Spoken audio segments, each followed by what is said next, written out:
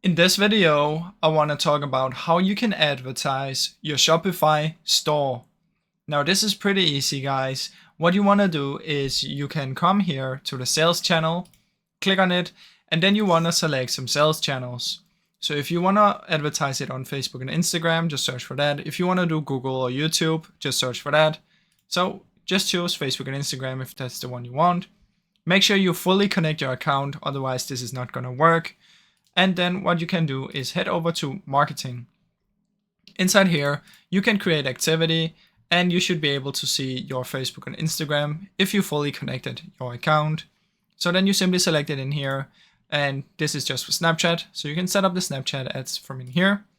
Once you've set it up, the Facebook and Instagram, you can also find that in there. And then you can look for it inside of your campaigns here. So you can set up the ads and everything right inside of the Shopify.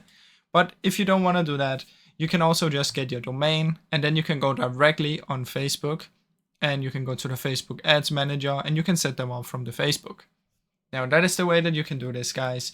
It's pretty simple, so I really hope you enjoyed this short video. If you did, please leave a like and subscribe, as it helps me out a ton. Thank you so much for watching.